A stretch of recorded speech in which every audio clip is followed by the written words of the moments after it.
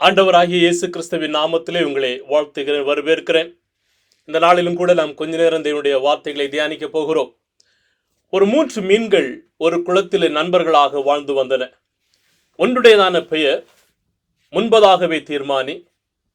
இரண்டாவது மீனுடையதான பெயர் வேகமாக யோசி. மூன்றாவது மீனுடையதான பெயர் காத்திரு பார்க்கலாம். இந்த 3 மீன்களுமே நல்ல நண்பர்களாக வாழ்ந்து வந்தன. ஒரு முறை மீன் பிடிக்கிறவர் ஒருவர் மீன் பிடிக்கும் வண்ணமாக இந்த குளத்தின் அருகிலே கடந்து சென்று, இன்றைக்கு மீன் பிடிக்க போகிறோம் என்கிறதான வார்த்தைகளை அவர்கள் பேசிக் கொண்டிருந்திருக்கிறார்கள். இதை கேட்டதான இந்த 3 மீன்களும், முதலாவது மீன் முன்பதாகவே யோசி என்கிறதான மீன் வேகமாக அந்த குளத்தின் ஆழத்திலே கடந்து சென்றது. இரண்டாவது மீன் வேகமாக யோசி என்கிறதான மீன் அப்புறமாக பார்க்கலாம் என்று சொல்லி அப்படியே நின்று கொண்டிருக்கிறது. இப்போது மீன் பிடிக்கிறவர்கள் வந்து அந்த வலையை போட்டு மீனை பிடிக்கிறார்கள். இந்த 2 மீன்களும் இந்த வலைக்குள்ளதாக மாட்டிக்கொள்ளுகிறது. வேகமாக யோசி என்கிறதான மீன் உடனடியாக அது யோசித்து ஒரு செத்த மீனை போல படுக்கலாம் என்று சொல்லி அது மல்லார்ந்து படுக்கிறது. அதை பார்த்த அந்த மீன் பிடிக்கிறவர், இந்த மீன் ஒன்றுக்கும் உதவாது என்று சொல்லி அதை மறுபடியும் அந்த தண்ணீரிலே போடுகிறார். அந்த மீன் தப்பித்துக் கொள்ளுகிறது.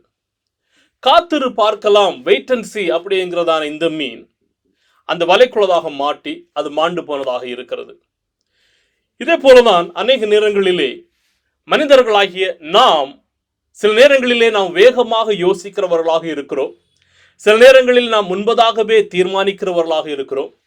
சில நேரங்களிலே ஓகே வரட்டும், வந்ததற்கு அப்புறமாக பார்க்கலாம் என்று சொல்லி நாம் காத்திருக்கிறோம். கிறிஸ்துவை பின்பற்றுகிறதான விசுவாசிகளாகிய நீங்களும் நானும் நம்முடைய வாழ்க்கையில் நாம் தீர்மானித்துக் கொள்ள வேண்டியதான காரியங்கள் அநேகமாக இருக்கிறது. நாம் அநேக நேரங்களிலே அநேக விதமான காரியங்களை தீர்மானிக்கிறோம். ஆனால் தேவன் அவருடைய திட்டத்தை நம்முடைய வாழ்க்கையில் வெளிப்படுத்துகிறவராக இருக்கிறார். இந்த வேளையிலே ரோமர் 8வது அதிகாரம் வசனம் 28வது வசனத்திலிருந்து அவருடைய தீர்மானத்தின்படி என்கிறதான தலைப்பிலே ஒரு சில காரியங்களை நாம் தியானிக்க போகிறோம். உங்களுடைய வேதத்தை திறந்து கொள்ளுங்கள். ரோமர் 8வது அதிகாரம் வசனம் 28 நாம் படிக்கலாம். அன்றியும் அவருடைய தீர்மானத்தின்படி அழைக்கப்பட்டவர்களாய் தேவனிடத்தில் அன்பு கூறுகிறவர்களுக்கு சகலமும் நன்மைக்கு ஏதுவாக நடக்கிறது என்று நாம் அறிந்திருக்கிறோம். நம்முடைய வாழ்க்கையிலே எல்லா விதமான காரியங்களும் நன்மைக்கு ஏதுவாக நடைபெற வேண்டும் என்று சொல்லி நாம் அநேக நேரங்களிலே அதை நினைக்கிறவர்களாக இருக்கிறோம். ஆனால் சில நேரங்களிலே அந்த நன்மைக்கு மாறாக தீமை நடைபெறுகிறதாக இருக்கிறது. இந்த வசனம் நமக்கு எல்லாருக்குமே மிகவும் பரிச்சயமான ஒரு வசனம். நம் மனப்படமாக கொண்டிருக்கிறதான ஒரு வசனம் இந்த வசனமாக இருக்கிறது. இந்த வசனத்தினுடையதான அர்த்தத்தை கேட்டால் நாம் அநேக நேரங்களிலே அநேக விதமான அர்த்தங்களை சொல்லுவோம். ஏனென்று சொன்னால் அநேக விதமான செய்திகளை நம்முடைய சபைகளில் கேட்கிறோம். அநேக விதமான செய்திகளை நம்முடைய காணொளி மூலமாக வானொலி மூலமாக நாம் அதை பார்க்கிறவர்களாகவும் கேட்கிறவர்களாகவும் நாம் இருக்கிறோம். ஆனால் அநேக ஜனங்கள் நினைக்கிறார்கள், கிறிஸ்தவர்களாகி இருக்கிறதா நாம் ஒவ்வொருடைய வாழ்க்கையிலேயுமே பாடுகளோ உபத்திரவங்களோ வேதனைகளோ எதுவுமே வராது, ஒருவேளை அப்படி வந்தால் கூட அது நன்மைக்கு ஏதுவாக நடக்கிறது என்று சொல்லி நாம் அநேக நேரங்களில் நினைக்கிறவர்களாக இருக்கிறோம். இந்த வசனத்தை நாம் முழுமையாக புரிந்து கொள்ள வேண்டும் என்று சொன்னால் இதனுடையதான பின்னணியத்தை நாம் பார்க்க வேண்டியது மிகவும் அவசியமானதாக இருக்கிறது. இந்த ரோமர் 8வது அதிகாரம் வசனம் ஆரம்பத்திலிருந்து கடைசி வரையிலும் பார்க்கிறதான போது ஒரு மிகவும் மேன்மை பொருந்ததான வசனங்களாக காணப்படுகிறது. முதலாவது வசனமும் கடைசி வசனமும் விசுவாசிகளை ஊக்கப்படுத்துகிறதான ஒரு வசனமாக இருக்கிறது. வசனம் 1 நாம் பார்க்கும்போது அந்த வசனம் ஆரம்பிக்கும் போது இவ்வாறாக ஆரம்பிக்கிறது. விசுவாசிகள் கிறிஸ்துவை பின்பற்றுகிறவர்களாக இருக்கிறதான போது அவர்கள் கிறிஸ்துவுக்குள்ளதாக ஜீவிக்கிறவர்களாக இருக்கிறார்கள். அவர்கள் ஆக்கினைக்கு விலகி இருக்கிறார்கள். கடைசி வசனத்தை பார்க்கிறதான போது விசுவாசியுடையதான வாழ்க்கையிலே உபத்திரவங்களோ பாடுகளோ பலவீனங்களோ வியாதிகளோ ஒன்றும் அவனை கிறிஸ்துவின் அன்பை விட்டு பிரிக்க முடியாது என்று சொல்லி அந்த வசனம் சொல்லுகிறது. அதற்கு இடைப்பட்டதான இந்த 28வது வசனம் அநேக விசுவாசிகளுக்கு அது பிடித்ததான ஒரு வசனமாக இருக்கிறது. அந்த வசனத்துக்கு முன்பதாக நாம் பார்க்கும்போது இந்த அதிகாரம் ஆரம்பத்திலிருந்தே சொல்லுகிறதான ஒரு காரியம் என்னவென்று சொன்னால், கிறிஸ்துவை பின்பற்றுகிறதான விசுவாசியானவன் மாம்சத்திலே ஜீவிக்கிறவனாக இராமல் ஆவியிலே அவன் ஜீவிக்கிறவனாக காணப்படுகிறான். ஒரு மனிதன் கிறிஸ்துவுக்குள்ளதாக ஆவியிலே ஜீவிக்கிறதான போது அவன் அடிமைத்தனத்திற்குள்ளதாக படுகிறது அல்ல, மாறாக தேவனுடையதான புத்திரர்களாக புத்திர சுவிகாரம் அவர்களுக்கு கொடுக்கப்பட்டிருக்கிறது. இந்த 16வது வசனத்திலிருந்து நாம் பார்க்கிறதான போது ஒரு விசுவாசி அவனுடைய வாழ்க்கையிலே அநேக விதமான பாடுகள், உபத்திரவங்கள், வேதனைகள் கடந்து வருகிறதாக இருக்கிறது. ஆனாலும் அவன் தனியாக அந்த பாடுகளை சந்திக்கிறது அல்ல, மாறாக பரிசுத்த ஆவியானவர் அவனோடு கூட இருந்து அவனுக்கு துணை செய்கிறவராக இருக்கிறார். அப்படி இருக்கிறதான போது அவனுடைய வாழ்க்கையிலே உபத்திரவங்கள், வேதனைகள் சகலமும் நன்மைக்கு ஏதுவாக நடக்கிறது என்று நாம் இதனுடையதான பின்னணியத்தை சுருக்கமாக பார்க்க முடியும். ஒவ்வொரு மனிதனும் ஒவ்வொரு கிறிஸ்தவனும் தன்னுடைய வாழ்க்கையிலே நன்மையான காரியங்களே நடைபெற வேண்டும் என்று சொல்லி விரும்புகிறவர்களாக நாம் காணப்படுவோம். அநேக நேரங்களிலே மனிதர்கள் நினைக்கிறார்கள், ஒரு சமாதானமான ஒரு வாழ்க்கை, ஒரு ஆறுதல் நிறைந்ததான ஒரு வாழ்க்கை, தன்னுடைய வாழ்க்கையில எல்லா விதமான சந்தோஷம், எல்லா விதமான நன்மைகளும் கொண்டு வருகிறதான ஒரு வாழ்க்கை தான் சகலமும் நன்மைக்கு ஏதுவாக நடைபெறுகிறது என்று சொல்லி நாம் நினைக்கிறவர்களாக இருக்கிறோம். ஆனால் சகலமும் நன்மைக்கு ஏதுவாக நடக்கிறது என்று சொன்னால் அதனுடைய அர்த்தம் என்னவென்று சொன்னால், நம்முடைய வாழ்க்கையிலே அநேக நேரங்களிலே ஒருவேளை இருளான பாதைகளை நாம் சந்திப்போம், இருளான அனுபவங்களை நாம் சந்திப்போம். ஆனால் அவைகளின் மத்தியிலும் தேவன் நம்முடைய வாழ்க்கையை செயல்படுத்துகிறவராக இருக்கிறார். நம்முடைய வாழ்க்கையிலே தேவன் கிரியை நடப்பிக்கிறவராக இருக்கிறார். அதன் மூலமாக தான் நம்முடைய வாழ்க்கையிலே சகலமும் நன்மைக்கு ஏதுவாக நடைபெறுகிறதாக காணப்படுகிறது. வேதத்திலே அநேக விதமான உதாரணங்களை நாம் பார்க்க முடியும். யோபுடையதான வாழ்க்கையை நாம் பார்க்கிறதான போது யோபு தன்னுடைய வாழ்க்கையிலே அநேக விதமான பாடுகள், வேதனைகள், உபத்திரவங்களை அவர் சந்திக்கிறார். அநேக விதமான வியாகுலம், பலவீனங்கள் தன்னுடைய வாழ்க்கை இருந்ததான எல்லாமே அழிந்து போகிறதான சூழ்நிலை வருகிறது. ஆனாலும் அந்த நிலையிலும் அவர் தன்னுடைய வாழ்க்கையிலே அது நன்மைக்கானதாக காணப்படுகிறது என்று சொல்லி தேவனை ஒருபோதும் அவர் விட்டு விலகாதவராக இருக்கிறார். யோசேப்புடையதான வாழ்க்கையிலே பார்க்கிறதான போது அவருடைய வாழ்க்கையிலே அநேக விதமான உபத்திரவங்கள் வருகிறது. குழியிலே தன்னுடைய சொந்த சகோதரர்கள் தூக்கி போடுகிறார்கள். இன்னும் வளர்கிறதான போது அநேக விதமான வேதனைகள் பெருகுகிறது. சிறைசாலையின் அனுபவம் கடந்து வருகிறது. ஆனாலும் அவைகளிலும் தேவனை விட்டு அவர் விலகாத படிக்கு அந்த உத்தமத்தில் நிலைத்திருக்கிறார். கடைசியிலே அவைகள் நன்மைக்கு ஏதுவாக நடைபெறுகிறதாக இருக்கிறது. நம்முடைய வாழ்க்கையிலும் ஒருவேளை அநேக விதமான நன்மை அற்றதான தீமையான காரியங்கள் நடைபெறுகிறதாக இருக்கலாம். நீங்களும் நானும் புரிந்து கொள்ளுகிறதான ஒரு காரியம் என்னவென்று சொன்னால், நம்முடைய வாழ்க்கையிலே எல்லாமே நன்மைக்கு ஏதுவாக அது நடைபெறுகிறதாக காணப்படுகிறது. ஒருவேளை உபத்திரவங்கள் வரலாம், வேதனைகள் வரலாம், பாடுகள் வரலாம். ஆனாலும் அவைகள் நம்முடைய வாழ்க்கையிலே நன்மைக்கு ஏதுவாக நடைபெறுகிறது. இப்போது நாம் இந்த வசனத்தை மறுபடியும் படிக்கிறதான போது நமக்கு தெளிவாக புரிந்து கொள்ளுகிறதாக இருக்கிறது. மறுபடியும் நாம் அந்த வசனத்தை படிக்கலாம். பாருங்கள், ரோமர் 8:28.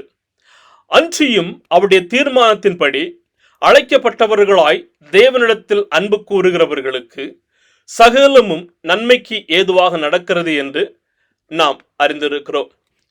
இன்றைக்கு இந்த ஒரு வசனத்திலிருந்து ஒரு சில காரியங்களை நாம் தியானித்து நாம் இதிலிருந்து கற்றுக்கொள்ள போகிறோம். சகலமும் நன்மைக்கு ஏதுவாக நடைபெற வேண்டும் என்று சொன்னால் இந்த வசனம் நமக்கு ஒரு 3 விதமான காரியங்களை கற்றுக் கொடுக்கிறது. முதலாவதாக, அவருடைய தீர்மானத்தின்படி நாம் ஜீவிக்கிறவர்களாக இருக்க வேண்டும். யாருடைய தீர்மானத்தின்படி என்று சொன்னால், தேவனுடைய தீர்மானத்தின்படி. நம்முடைய வாழ்க்கையிலே நாம் அநேக விதமான தீர்மானங்களை எடுக்கிறோம், அநேக விதமான திட்டங்களை நாம் தீட்டுகிறோம். அந்த திட்டங்கள் அநேக நேரங்களிலே அது தோல்வியில் முடிவடைகிறது. ஆனால் தேவன் நம்முடைய வாழ்க்கையிலே குறித்து வைத்திருக்கிறதான, தீர்மானித்து வைத்திருக்கிறதான எந்த ஒரு காரியங்களும் அது தோல்வியிலே ஒருபோதும் முடிகிறது கிடையாது. ஏனென்று சொன்னால், தேவனுடையதான் அந்த தீர்மானம், அந்த திட்டம் நம்முடைய வாழ்க்கையிலே அது நிரந்தரமானதாக இருக்கிறது. நம்முடைய வாழ்க்கையிலே ஞானத்தை கொடுக்கிறதாக இருக்கிறது. நம்முடைய வாழ்க்கையில் அவருடைய கிருபைகளை பொழிகிறதாக காணப்படுகிறது. எனவேதான் சங்கீதக்காரர் சொல்லும்போது சொல்லுவார், சங்கீதம் 33:11, கர்த்தருடைய ஆலோசனை நித்திய காலமாகவும் அவருடைய இருதயத்தின் நினைவுகள் தலைமுறை தலைமுறையாகவும் இருக்கும். இதிலே ஆலோசனை என்று சொல்லப்பட்டிருக்கிறதான இந்த வார்த்தையை ஆங்கில பதத்திலே கர்த்தருடைய திட்டம், பிளான் என்று சொல்லி நாம் அதிலே பார்க்க முடியும். அப்படியானால் தேவனுடையதான ஆலோசனை, தேவனுடையதான திட்டம், தேவனுடையதான தீர்மானம் அது ஏதோ ஒரு தற்காலிகமானது அல்ல, அது நிரந்தரமானதாக, அது என்னைக்கும் நிலை நிற்கிறதாக காணப்படுகிறது. எனவேதான் எரேமியா தீர்க்கதரிசன புஸ்தகத்தில் நாம் பார்க்கிறதான போது எல்லாருக்கும் தெரிந்ததான வசனம் எரேமியா 29:11 சொல்லுகிறது, நீங்கள் எதிர்பார்த்திருக்கும் முடிவை உங்களுக்கு கொடுக்கும்படிக்கு நான் உங்கள் பேரில் நினைத்திருக்கிற நினைவுகளை அறிவேன் என்று கர்த்தர் சொல்லுகிறார். அவைகள் தீமைக்கல்ல, சமாதானத்துக்கு ஏதுவான நினைவுகளாக காணப்படுகிறது. கர்த்தருடையதான திட்டங்கள், அவருடைய நினைவுகள், நம்முடைய வாழ்க்கையை குறித்து இருக்கிறதான தீர்மானங்கள் எல்லாமே நம்முடைய வாழ்க்கையில அது தீமைக்கானது கிடையாது, மாறாக அது நன்மைக்கானதாக காணப்படுகிறதாக இருக்கிறது. தேவனுடையதான தீர்மானம் நம்முடைய வாழ்க்கையிலே ஒரு பூரணமான நோக்கத்தை கொண்டிருக்கிறதாக இருக்கிறது. அவருடைய நேரத்தை நாம் சார்ந்திருக்கிறோம், அவருடைய ஞானத்தை நாம் சார்ந்திருக்கிறோம், அவருடைய வழிநடத்துதலை நாம் சார்ந்திருக்கிறோம். எல்லாவற்றிற்கும் தேவனையே நாம் நோக்கி இருக்கிறதான போது நாம் அவருடைய தீர்மானத்தின்படி நடக்கிறதற்கு நம்மை நாமே ஆயத்தப்படுத்துகிறவர்களாக காணப்படுகிறோம். இரண்டாவதாக தேவனுடையதான அழைப்பு. அவருடைய தீர்மானத்தின்படி அழைக்கப்பட்டவர்களாய் கிறிஸ்தவ வாழ்க்கையிலே இந்த அழைப்பு மிகவும் மிகவும் முக்கியம் வாய்ந்ததாக காணப்படுகிறது. எல்லாருடைய வாழ்க்கையிலுமே கர்த்தர் இந்த அழைப்பை கொடுத்திருக்கிறார்.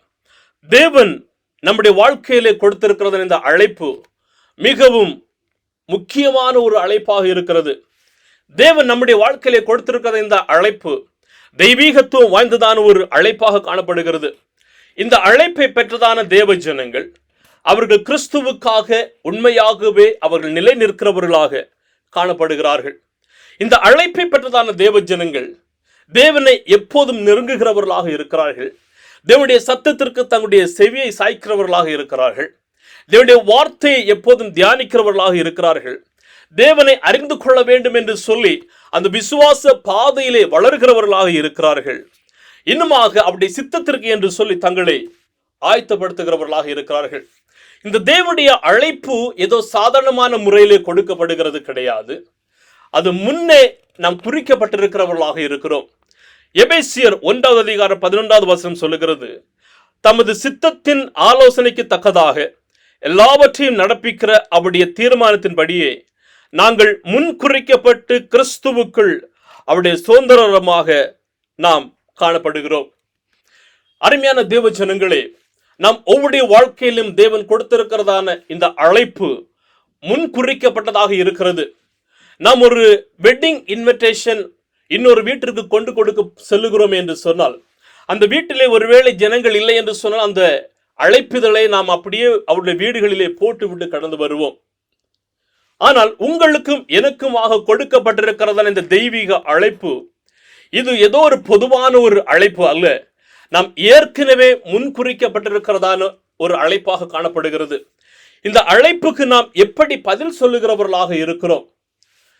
யோனாவுடைய வாழ்க்கையில இந்த அழைப்பு காணப்பட்டது. ஆனால் யோனா அந்த அழைப்புக்கு கீழ்ப்படியாமல் விலகி சென்றவராக இருந்தார்.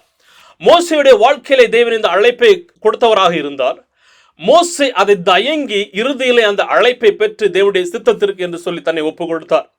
ஆனால் ஆபிரகாமுடைய வாழ்க்கையிலே இந்த அழைப்பை தேவன் கொடுத்ததான மாத்திரத்திலே தனக்கு உண்டான எல்லாவற்றையுமே விட்டு தேவனுக்கு கீழ்ப்படுகிறதற்கு ஆயத்தமுள்ளதான ஒரு மனிதனாக இந்த ஆபிரகாம் காணப்பட்டார்.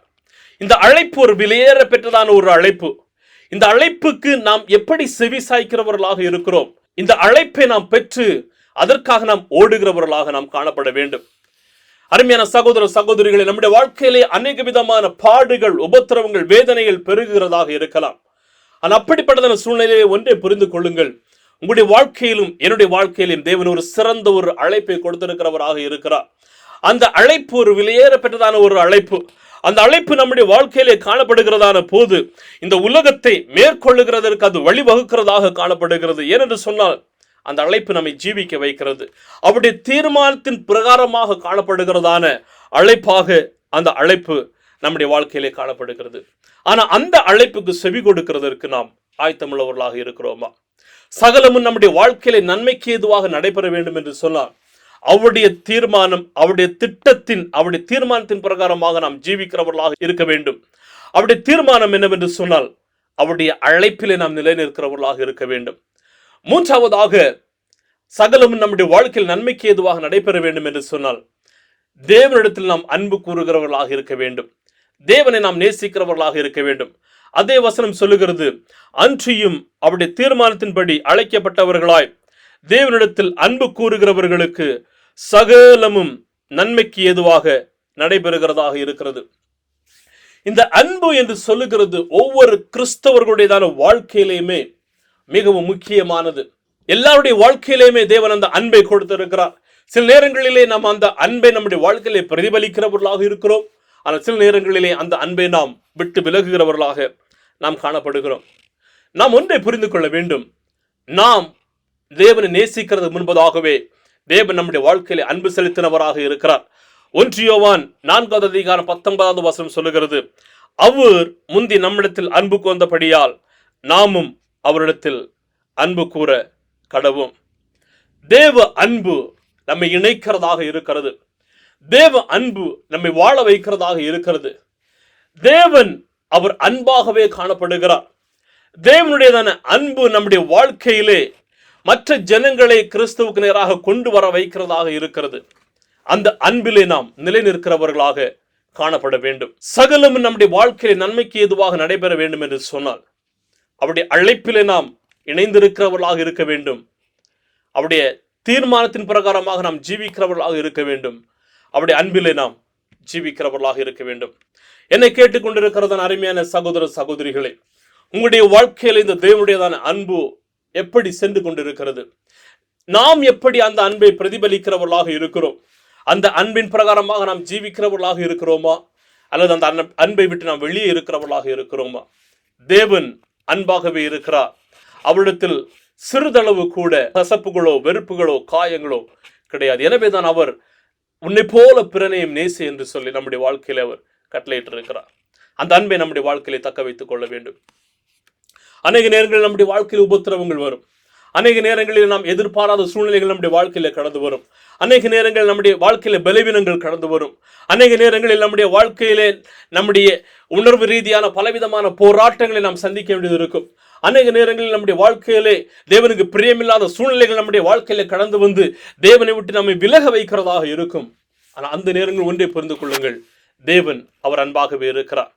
ஒருவேளை இதை கேட்டுக்கொண்டிருக்கிறதால் உங்களில் ஒருவேளை ஒரு சில பேர், என்னை நேசிக்கிறதற்கு யாரும் இல்லை, என்னுடைய குடும்பத்தினர் என்னை உதறி தள்ளி விடுகிறார்கள், என்னுடைய நண்பர்கள் என்னோடு கூட உறவாடுகிறது இல்லை, என்னுடைய சமுதாயத்தினர் என்னிடத்தில் அன்பு கூறுகிறது இல்லை என்கிறதான கேள்விக்குறிகளோடு இருக்கிறீர்கள் என்று சொன்னால் ஒன்றை மாத்திரம் புரிந்து கொள்ளுங்கள், இந்த தேவன் அன்பாக இருக்கிறார்.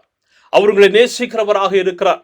உங்களுடைய வாழ்க்கையை அவரிடத்தில் ஒப்புக் கொடுக்கிறதான போது அவர் உங்களுடைய வாழ்க்கையில சரியான விதத்திலே நடத்துகிறவராக காணப்படுகிறார். எனவே யாரும் இல்லை என்கிறதான கவலைகளை மாற்றி வைத்துவிட்டு, நான் இருக்கிறேன், என்னிடத்தில் கடந்து வா என்கிறதான அந்த சத்தத்தை கேட்டு நாம் அவருடைய சமூகத்திலே கடந்து வர வேண்டியது மிகவும் மிகவும் அவசியமானதாக இருக்கிறது. மனிதனுடைய வாழ்க்கையிலே பாடுகள் வரும், வேதனைகள் வரும். ஆனால் எல்லாமே அது கொஞ்ச காலம் மாத்திரமாக இருக்கிறது. எனவே தான் யாக்கோபிலே சொல்லுகிறதான போது யாக்கோபு சொல்லுவார், யாக்கோபு 1வது அதிகாரம் வசனம் 2-4 வரையிலும், என் சகோதரரே, நீங்கள் பலவிதமான சோதனைகளில் அகப்படும் போது உங்கள் விசுவாசத்தின் பரீட்சையானது பொறுமையை உண்டாக்கும் என்று அறிந்து அதை மிகுந்த சந்தோஷமாக எண்ணுங்கள். நீங்கள் ஒன்றிலும் குறைவுள்ளவர்களாயிராமல் பூரணராயும் நிறைவுள்ளவர்களாயும் இருக்கும்படி பொறுமையானது பூரண கிருபையை செய்ய கடவது. தேவனுடையதான தீர்மானத்தின் பிரகாரமாக அழைக்கப்பட்டவர்கள் அவரிடத்திலே நாம் அன்பு கூறுகிறவர்களாக காணப்பட வேண்டும். இந்த உலகத்தின் பாடுகள் நமக்கு கொஞ்ச காலம்தான், தற்காலிகமானது. நம்மை நிரந்தரமாக நம்மை அவரிடத்தில் உருவாக்கும் வண்ணமாக கிறிஸ்துவானவர் நம்மை நேசிக்கும்படியாக நம்மிடத்தில் கடந்து வருகிறவராக காணப்படுகிறார். ஒரே ஒரு ஸ்டோரி, ஒரு கதையை மாத்திரம் சொல்லி நான் முடிக்க விரும்புகிறேன். ஒரு ராஜா தன்னுடைய தேசத்து ஜனங்களை சோதிக்க வேண்டும் என்று விரும்பினார். சோதிக்க வேண்டும் என்று சொல்லி தன்னுடைய நாட்டிலே இருக்கிறதான ஒரு மிக அதிகமாக ஜனங்கள் நடந்தும் வாகனங்களில் சென்று கொண்டிருக்கிறதான ஒரு ரோட்டிலே ஒரு மிக பெரிதான ஒரு பாறாங்கல்லை உருட்டி அங்கே வைத்தார்கள். அந்த ராஜாவின் அரண்மனையிலே வேலை செய்கிறதான அநேக சேவகர்கள், அநேக வேலையாட்கள் அப்படியே கடந்து செல்லுகிறார்கள். கடந்து சென்று அதை பார்த்து விட்டு அப்படியே செல்லுகிறவர்களாக இருக்கிறார்கள். இன்னும் மற்ற விதமான பலசாலிகள் கடந்து செல்லுகிறார்கள். நம்முடைய தேசத்தில் இப்படிப்பட்டதான ஒரு சூழ்நிலை இருக்கிறது, இதை யாரும் கண்டு கொள்ளுகிறது இல்லை. என்ன ஒரு ராஜா என்று சொல்லி எல்லா ராஜாவை திட்டுகிறவர்களாக இருக்கிறார்கள். கடைசியிலே ஒரு காய்கறி வியாபாரம் செய்கிறதான ஒரு மனிதன் கடந்து வருகிறான். அந்த மனிதன் இந்த பாறாங்கலை பார்த்து, ஐயோ ஜனங்கள் கடந்து செல்லுகிறதற்கு தடுமாறுவார்கள் என்று சொல்லி அவன் மிகவும் பிரயாசப்பட்டு கஷ்டப்பட்டு அந்த பாறைக்கல்லை அப்படியே நகர்த்துகிறான். கொஞ்சம் கொஞ்சமாக அது நகர்ந்து செல்லுகிறது. இறுதியில் அந்த மனிதர் அந்த கல்லை நகர்த்தி சென்று விட்டார். அதற்கு அப்புறமாக பார்க்கிறதான போது அந்த கல் இருந்தான் இடத்திலே ஒரு பையிலே பரிசு பொருட்கள் இருக்கிறது. அதை எடுத்து அந்த மனிதன் பார்க்கிறான். அதில் அதிகமாக பணம் இருக்கிறது. அது எல்லாமே அந்த மனிதன் எடுத்துக்கொண்டு சென்று மிகவும் சந்தோஷப்படுகிறவனாக இருக்கிறான். இதே போலதான் நம்முடைய வாழ்க்கையிலே வேதனைகள், பாடுகள் வருகிறதான போது ஒன்றை புரிந்து கொள்ளுங்கள், அதற்கு அப்புறமாக ஒரு நன்மையான காரியங்களை கர்த்தர் செய்ய போகிறவராக இருக்கிறார். நம்முடைய வாழ்க்கையின் பாடுகள் எல்லாமே சிறிது காலம். ஆனால் அந்த அவருடைய தீர்மானத்தின் பிரகாரமான அழைப்பிலே நிலை நின்று அந்த அன்பிலே நாம் பறைசாற்றுகிறதான போது, அவரை அதிகமாக நேசிக்கிறதான போது சகலமும் நன்மைக்கு ஏதுவாக நடைபெறுகிறதாக இருக்கிறது. எனவே நம்முடைய வாழ்க்கையை நாம் தேவனுடைய சமூகத்திலே ஒப்பு கொடுக்க வேண்டியது அவசியம். தேவனுடைய திட்டத்திற்கு என்று சொல்லி, அவருடைய தீர்மானத்திற்கு என்று சொல்லி நம்மை அர்ப்பணிக்க வேண்டியது அவசியம். ஏனென்று சொன்னால் நாம் தேவனால் அழைக்கப்பட்டவர்கள். அவருடைய அழைப்பு அது ஒரு நோக்கத்தோடு கூடியதான அழைப்பாக இருக்கிறது. எனவே நாம் அவரை அதிகமாக நேசிக்க வேண்டும். என்று சொன்னால் நாம் அவரை நேசிக்கிறது முன்பதாகவே அந்த தேவன் நம்மை நேசித்தவராக இருக்கிறார். இந்த வேளையில் இணைந்திருக்கிறதான நம் ஒவ்வொருவரும் ஒருவேளை அநேக விதமான தேவைகளோடு, அநேக விதமான இடுக்கண்களோடு இருக்கலாம். ஒன்றை மாத்திரம் புரிந்து கொள்ளுங்கள், கர்த்தர் உங்களை நேசிக்கிறவர். உங்களுடைய வாழ்க்கையிலும் ஒரு அழைப்பை கொடுத்திருக்கிறார். அந்த அழைப்புக்கு ஏற்றாற் போல நாம் ஜீவிக்க வேண்டியது அவசியமானதாக இருக்கிறது. அவருடைய அழைப்பு ஒருபோதும் மாறாதது. அவருடைய அழைப்பு எப்போது நம்முடைய வாழ்க்கையில் நிலைநிற்கிறதாக இருக்கிறது. கர்த்தருடைய கிருபை, அவருடைய இரக்கம் உங்களை சூழ்ந்து கொள்கிறதாக இருக்கும். இந்த வேளையிலே மீண்டுமாக இணைந்து கொண்டதான ஒவ்வொருவருக்கும் நான் நன்றிகளையும் வாழ்த்துக்களையும் தெரிவித்துக் கொள்கிறேன். கர்த்தர் தாம் உங்களை ஆசீர்வதிப்பாராக. உங்களுடைய வாழ்க்கையில் ஏதாவது ஜெப தேவைகள் காணப்படுகிறது என்று சொன்னால் கீழே கொடுக்கப்பட்டிருக்கிறதான இந்த நம்பருக்கும் வாட்ஸ்அப் மூலமாகவோ அல்லது ஃபோன் மூலமாகவோ நீங்கள் தொடர்பு கொள்ளும்படியாக உங்களை கேட்டுக்கொள்கிறேன். உங்களுக்காக ஜெபிக்கும்படியாக நம்முடைய ஜெபக்குழுவானது ஆயத்தமாக இருக்கிறது. மீண்டுமாக வருகிற நாட்களிலே நாம் இணையதளம் மூலமாக ஒரு மாலை நேர ஜெபத்தை நாம் ஆரம்பிக்க போகிறோம். முடிந்தவர்கள் நீங்கள் அதில் இணைந்து கொள்ளும்படியாக உங்களை கேட்டுக்கொள்கிறேன். கர்த்தர் தாம் உங்களை ஆசீர்வதிப்பாராக. தேவ கிருபைகள், தேவ சமாதானம் உங்களோடு இருந்து உங்களை வழிநடத்தட்டும். ஆமென்.